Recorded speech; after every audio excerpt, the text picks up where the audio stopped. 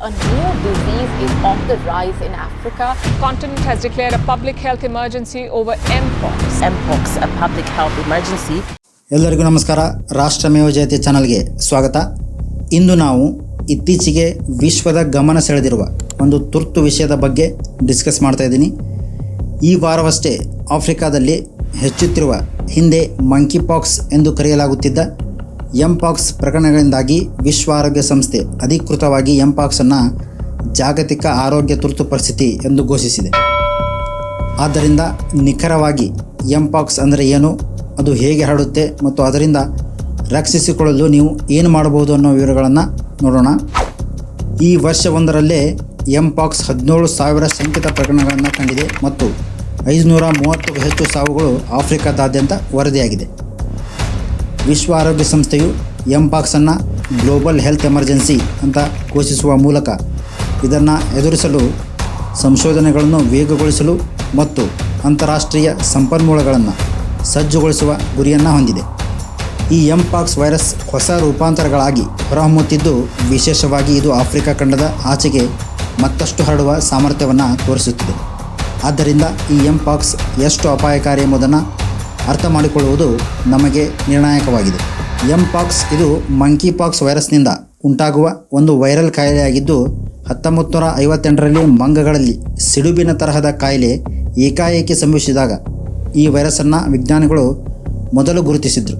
ಇತ್ತೀಚಿನವರೆಗೂ ಸೋಂಕಿತ ಪ್ರಾಣಿಗಳೊಂದಿಗೆ ನಿಕಟ ಸಂಪರ್ಕ ಹೊಂದಿರುವ ಮಧ್ಯ ಮತ್ತು ಪಶ್ಚಿಮ ಆಫ್ರಿಕಾದ ಜನರಲ್ಲಿ ಹೆಚ್ಚಿನ ಮಾನವ ಪ್ರಕರಣಗಳು ಕಂಡುಬಂದಿವೆ. ಎಂಪಾಕ್ಸ್ ಸಿಡುಬಿನ ವೈರಸ್ಗಳ ಕುಟುಂಬಕ್ಕೆ ಸೇರಿದೆ, ಆದರೆ ಸೌಮ್ಯ ರೋಗಲಕ್ಷಣಗಳನ್ನು ಉಂಟುಮಾಡುತ್ತೆ. WHO ಮೊದಲು ಜುಲೈ 2022ರಲ್ಲಿ ಎಂಪಾಕ್ಸ್ಗಾಗಿ ಸಾರ್ವಜನಿಕ ಆರೋಗ್ಯ ತುರ್ತು ಪರಿಸ್ಥಿತಿಯನ್ನು ಘೋಷಿಸಿತ್ತು. 2024ರಲ್ಲಿ ಈ ವೈರಸ್ ಹೊಸ ರೂಪಗಳಲ್ಲಿ ಹೊರಹೊಮ್ಮುತ್ತಿದ್ದಂತೆ ಪ್ರಕರಣಗಳು ಹೆಚ್ಚುತ್ತಿವೆ. ಆದ್ದರಿಂದ ವಿಶ್ವ ಆರೋಗ್ಯ ಸಂಸ್ಥೆಯು ಆಗಸ್ಟ್ 14ರಂದು ಈ ಘೋಷಣೆಯನ್ನು ಪುನರುಚ್ಚರಿಸಿದೆ. ಇತ್ತೀಚಿನ ವರದಿಯಲ್ಲಿ ಆರೋಗ್ಯ ಸಂಸ್ಥೆಯು ಇದನ್ನು ತೀವ್ರ ಗ್ರೇಡ್ 3 ತುರ್ತು ಪರಿಸ್ಥಿತಿ ಎಂದು ಘೋಷಿಸಿದೆ. ಇದು ಅತ್ಯುನ್ನತ ಮಟ್ಟದ ವರ್ಗೀಕರಣವಾಗಿದೆ.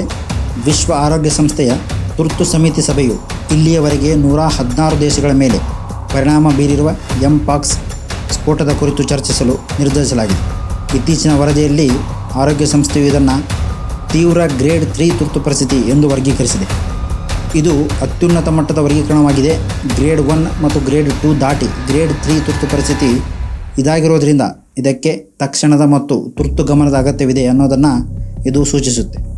2022ರಲ್ಲಿ ಪ್ರಾರಂಭವಾದಾಗಿನಿಂದ ಎಂಪಾಕ್ಸ್ ನಿಧಾನವಾಗಿ ಹರಡುತ್ತಾ ಬಂದಿದ್ದು, ಇದೀಗ ಇದರ ಪ್ರಕರಣಗಳು ಜಾಗತಿಕವಾಗಿ ವರದಿಯಾಗಿವೆ. ಏಕಾಏಕಿ ಉಲ್ಬಣಗೊಂಡು ಮುಖ್ಯವಾಗಿ ಇದು ಪಶ್ಚಿಮ, ಮಧ್ಯ ಮತ್ತು ಪೂರ್ವ ಆಫ್ರಿಕಾದ ದೇಶಗಳಲ್ಲಿ ಹರಡುತ್ತಿದೆ ಮತ್ತು ಅಮೆರಿಕ, ಯುರೋಪ್ನಲ್ಲಿಯೂ ಸಹ ಇದರ ಪ್ರಕರಣಗಳು ಹೊರಹೊಮ್ಮುತ್ತಿವೆ. ಇನ್ನು 2022ರಲ್ಲಿ ಭಾರತದಲ್ಲಿ ಮೊಟ್ಟ ಮೊದಲ ಬಾರಿಗೆ ಎಂಪಾಕ್ಸ್ ಪ್ರಕರಣ ಕೇರಳದಲ್ಲಿ 35 ವರ್ಷದ ವ್ಯಕ್ತಿಯಲ್ಲಿ ವರದಿಯಾಗಿತ್ತು. ಎಂಪಾಕ್ಸನ್ನು ಮೊದಲು 1958ರಲ್ಲಿ ಮಂಗಗಳಲ್ಲಿ ಗೋಚರಿಸಲಾಗಿತ್ತು.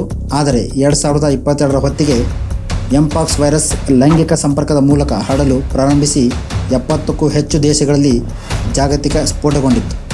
ಸಾಂಪ್ರದಾಯಿಕವಾಗಿ ಜ್ವರ ಮತ್ತು ದೇಹದ ನೋವುಗಳಂತಹ ಸೌಮ್ಯ ರೋಗಲಕ್ಷಣಗಳೊಂದಿಗೆ ಸಂಬಂಧ ಹೊಂದಿದ್ದರೂ, ತೀವ್ರತರವಾದ ಪ್ರಕರಣಗಳಲ್ಲಿ ಮುಖ, ಕೈಗಳು ಮತ್ತು ಜನಾಂಗಗಳ ಮೇಲೆ ಗುಳ್ಳೆಗಳನ್ನುಂಟು ಮಾಡುತ್ತದೆ.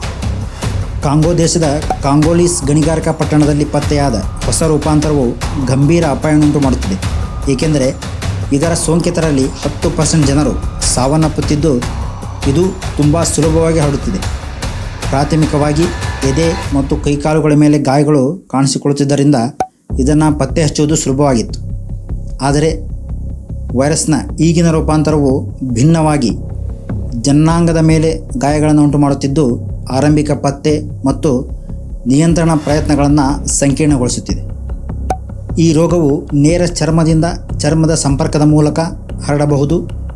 ಲಾಲಾರಸ, ಮೂಗಿನ ದ್ರವಗಳು, ಬೆವರು ಅಥವಾ ಜನನಾಂಗಗಳ ಸುತ್ತಮುತ್ತಲಿನ ಗಾಯಗಳು, ದೀರ್ಘಾವಧಿಯ ಮುಖಾಮುಖಿ ಸಂವಹನ ಅಂದರೆ ಮಾತನಾಡುವುದು, ಉಸಿರಾಟ ಮಾಡುವುದಂತಹದ್ದು, ಸೋಂಕಿತ ವ್ಯಕ್ತಿಯ ವಸ್ತುಗಳು ಅಥವಾ ಬಟ್ಟೆಗಳ ಸಂಪರ್ಕದಿಂದ, ಮತ್ತು ಎಂಪಾಕ್ಸ್ ಹೊಂದಿರುವ ಗರ್ಭಿಣಿಯರು ಗರ್ಭಾವಸ್ಥೆಯಲ್ಲಿ, ಭ್ರೂಣಕ್ಕೆ ಅಥವಾ ಜನನದ ಸಮಯದಲ್ಲಿ ಮತ್ತು ನಂತರ ನವಜಾತ ಶಿಶುವಿಗೆ ಈ ವೈರಸ್ಸನ್ನು ರವಾನಿಸಬಹುದು.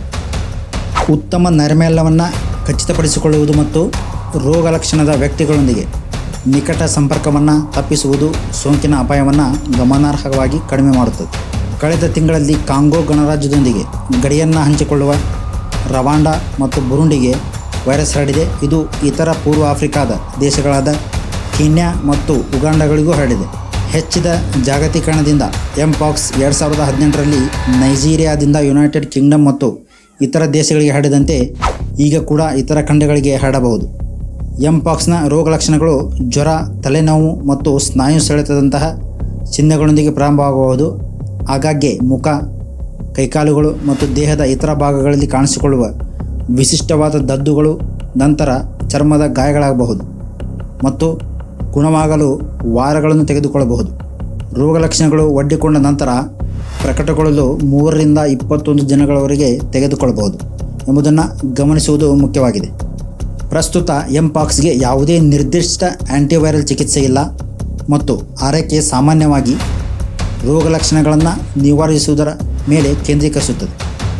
ಜನವರಿ 2022ರಲ್ಲಿ ಯುರೋಪಿಯನ್ ಮೆಡಿಸಿನ್ಸ್ ಏಜೆನ್ಸಿ ಟೆಕೋವಿರಿಮ್ಯಾಟನ್ನು ಅನುಮೋದಿಸಿತ್ತು. ಮೂಲತಃ ಸಿಡುಬು ಚಿಕಿತ್ಸೆಗಾಗಿ ಅಭಿವೃದ್ಧಿಪಡಿಸಿದ ಆ್ಯಂಟಿವೈರಲ್ ಔಷಧಿ ಇದಾಗಿದ್ದು ಅಸಾಧಾರಣ ಸಂದರ್ಭಗಳಲ್ಲಿ ಎಂಪಾಕ್ಸ್ ಚಿಕಿತ್ಸೆಗಾಗಿ ಬಳಸಲಾಗುತ್ತದೆ. 3 ಲಸಿಕೆಗಳಾದ MUA-BN, LC16 ಮತ್ತು ಆರ್ಥೋಪಾಕ್ಸ್ ವ್ಯಾಕ್ ಸಿಡುಬುಗಳಿಗಾಗಿ ಅಭಿವೃದ್ಧಿಪಡಿಸಲಾಗಿದ್ದು ಎಂಪಾಕ್ಸ್ ತಡೆಗಟ್ಟುವಿಕೆಗಾಗಿ ಅನುಮೋದಿಸಲಾಗಿದೆ. ಆದಾಗ್ಯೂ ಲಸಿಕೆಯನ್ನು ತೀವ್ರ ಅಪಾಯದಲ್ಲಿರುವ ವ್ಯಕ್ತಿಗಳಿಗೆ ಮಾತ್ರ ಶಿಫಾರಸು ಮಾಡಲಾಗುತ್ತದೆ ಮತ್ತು WHO ಎಂಪಾಕ್ಸ್ ವಿರುದ್ಧ ಕೋವಿಡ್ಗಾಗಿ ಮಾಡಿದ ತರಹ ಸಾಮೂಹಿಕ ವ್ಯಾಕ್ಸಿನೇಷನನ್ನು ಅನುಮೋದಿಸಿಲ್ಲ. ವಿಶ್ವದಾದ್ಯಂತ ಎಂಪಾಕ್ಸ್ ಹೆಚ್ಚುತ್ತಿರುವುದರಿಂದ ಅದರ ಬಗ್ಗೆ ಅರಿವು ಮೂಡಿಸುವುದು ಎಲ್ಲರ ಕರ್ತವ್ಯವಾಗಿದೆ. ರೋಗ ಲಕ್ಷಣಗಳನ್ನು ತಿಳಿದುಕೊಳ್ಳುವುದು, ಅದು ಹೇಗೆ ಹರಡುತ್ತದೆ ಎಂಬುದನ್ನು ಅರ್ಥ ಮಾಡಿಕೊಳ್ಳುವುದು ಮತ್ತು ಸಾರ್ವಜನಿಕ ಆರೋಗ್ಯ ಶಿಫಾರಸುಗಳ ಕುರಿತ ಮಾಹಿತಿಯು ನಮಗೆ ಸುರಕ್ಷಿತವಾಗಿರಲು ಸಹಾಯ ಮಾಡುತ್ತದೆ. ಎಂಪಾಕ್ಸ್ ಕುರಿತು ಇತರರಿಗೆ ತಿಳಿಸಲು ಸಹಾಯ ಮಾಡಲು ಈ ವಿಡಿಯೋದ ರೀಚ್ಗಾಗಿ ಈ ವಿಡಿಯೋವನ್ನು ಲೈಕ್ ಮಾಡಿ, ಶೇರ್ ಮಾಡಿ ಮತ್ತು ಚಾನಲ್ಗೆ ಸಬ್ಸ್ಕ್ರೈಬ್ ಆಗಿ ಅಂತ ಹೇಳ್ತಾ ಮುಂದಿನ ವಿಡಿಯೋದಲ್ಲಿ ಸಿಗೋಣ. ಜೈ ಹಿಂದ್.